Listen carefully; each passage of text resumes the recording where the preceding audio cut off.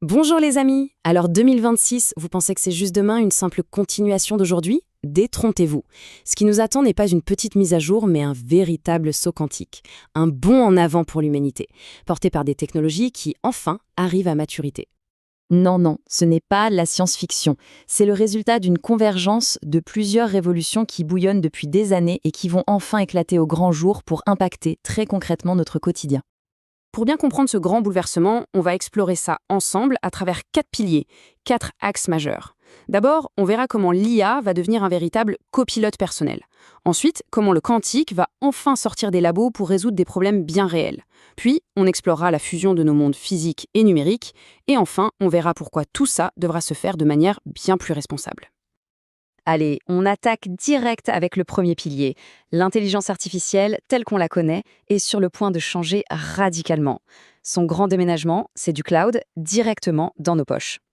Ce qui est montré ici, c'est un changement fondamental.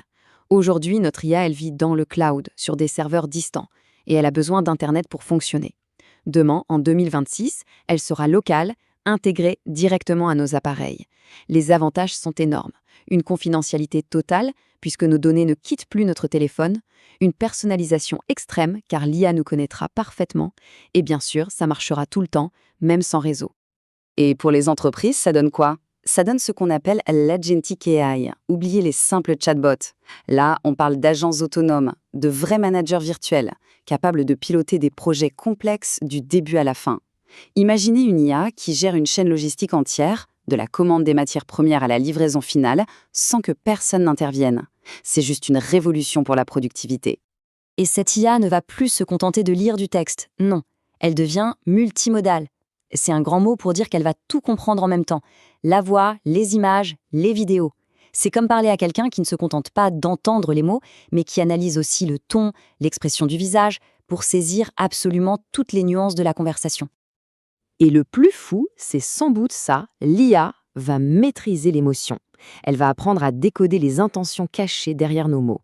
Et la synthèse vocale, eh bien, elle deviendra si réaliste, avec des intonations si naturelles, qu'il sera impossible de la distinguer d'une vraie voix humaine. Bon, on change complètement de registre, on quitte le monde de l'IA pour plonger dans un univers encore plus vertigineux, un peu déroutant même, celui de l'informatique quantique. C'est la grande question. Cette promesse incroyable du quantique dont on entend parler depuis des années, est-ce que ça devient enfin concret? Est-ce que ça sort des laboratoires? La réponse c'est oui, mais pas comme on l'imagine. Non, n'attendez pas un ordinateur quantique sur votre bureau en 2026, faut pas rêver. Par contre, c'est l'année où cette technologie va commencer à être utilisée pour des applications commerciales qui changent la donne.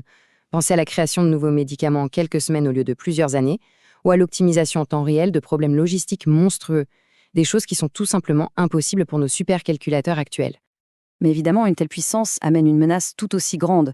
La capacité de calcul des ordinateurs quantiques est telle qu'elle peut, en théorie, briser tous les systèmes de cryptage qui sécurisent nos données aujourd'hui.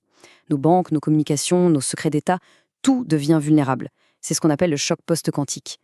Heureusement, la parade est déjà en préparation, la cryptographie post-quantique, ou PQC. Pour faire simple, c'est une nouvelle génération de cadenas numériques basés sur des problèmes mathématiques si complexes que même un ordinateur quantique ne pourrait pas les forcer. 2026 marquera le début d'une migration massive pour mettre à jour nos sécurités et protéger notre avenir numérique. Troisième pilier. Ici, on va voir comment la frontière, la barrière entre notre monde physique et le monde numérique est tout simplement en train de s'effacer. La réalité augmentée, par exemple, va enfin sortir de son statut de gadget. D'ici 2026, l'expérience de visualiser un canapé dans son salon avant de l'acheter en ligne sera devenue totalement banale, fluide et réaliste. Et ce n'est qu'un début. L'adoption de cette technologie va littéralement exploser dans plein de domaines. Ce concept porte un nom, l'informatique spatiale. L'idée, c'est de transformer notre environnement en une interface. Nos murs, nos tables, l'espace autour de nous, tout devient un écran potentiel sur lequel on peut afficher et manipuler de l'information numérique. Et pour aller encore plus loin, on va voir arriver les premières applications grand public des interfaces cerveau-machine. Alors attention, on en est encore au début, ça reste principalement dans le domaine médical, mais l'idée de contrôler des objets ou des interfaces juste par la pensée commence à faire son chemin. Et ça ouvre des possibilités assez vertigineuses. On arrive à notre quatrième et dernier pilier, et franchement, c'est peut-être le plus crucial. Parce que toute cette explosion de technologie, ça a un coût énergétique et environnemental. 2026 sera l'année où la durabilité ne sera plus une option, mais une condition sine qua non de l'innovation. L'exemple des batteries est parfait. On est aujourd'hui très dépendant du lithium, qui est une ressource limitée et dont l'extraction est polluante. Eh bien, on va voir l'émergence d'alternatives bien plus viables, comme les batteries au sodium-ion, le sodium étant bien plus abondant, ou les batteries semi-solides, qui sont à la fois plus sûres et plus performantes. Le même effort va être mis sur les infrastructures qui font tourner le numérique. Les priorités sont claires, rendre les intelligences artificielles beaucoup moins gourmandes en énergie, alimenter les centres de données avec des sources renouvelables et inventer des systèmes de refroidissement plus intelligents. Le Green IT devient une obsession. Et cette prise de conscience va se voir jusque dans nos produits. Le droit à la réparation va prendre de l'ampleur, poussé par les consommateurs et les régulations. Les fabricants n'auront plus le choix.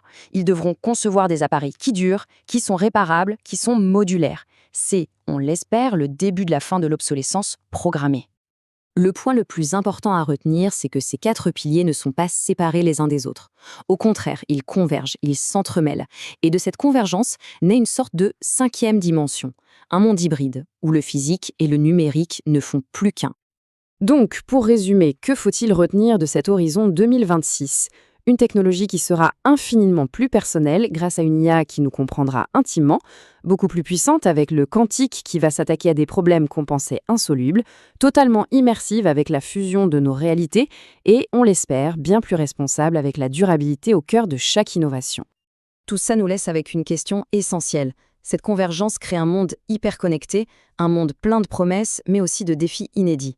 La vraie interrogation, finalement, c'est de savoir si nous, en tant qu'individus et en tant que société, on est vraiment prêts à naviguer dans cette nouvelle réalité. Merci d'avoir regardé jusqu'au bout. Votre soutien est très important. Alors si le contenu vous a été utile ou si vous avez passé un bon moment, n'hésitez pas à liker et à vous abonner si ce n'est pas déjà fait. On se retrouve très bientôt pour une nouvelle aventure.